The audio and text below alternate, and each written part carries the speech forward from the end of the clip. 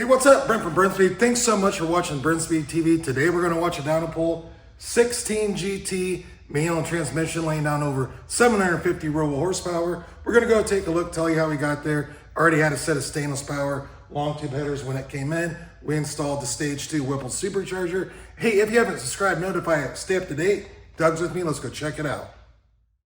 All right, so here's where I go. Like I said, manual transmission, straight 93 octane on this. This car is a high producer. Doug, come down, take a look. Let's see how we got there. So this is the stage 2 Whipple kit.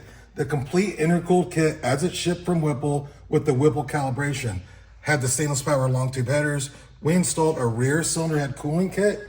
We installed billet oil pump gears. Couple mods that do help the rear wheel number on this. Carbon fiber drive shaft and a McLeod twin disc clutch. We installed those. Check out this dyno pull.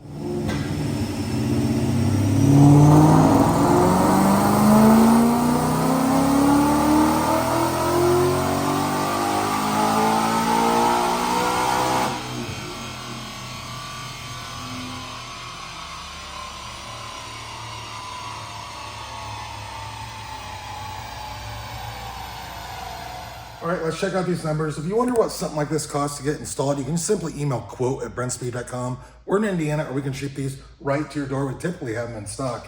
DynoJet SAE Smoothing 5, 763 row horsepower, peaking right about 7,600 RPM.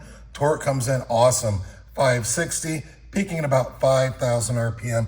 Nice smooth graph all the way across the board. It is January here in Indiana, so, pretty cool weather, good dyno numbers. But there it is, 16 GT, manual, simple mods. I will put a link in the description that you can open up. You wonder more about this, just click on them. You can see the price of each part and read a lot more about it. That's all for today. Thanks for watching.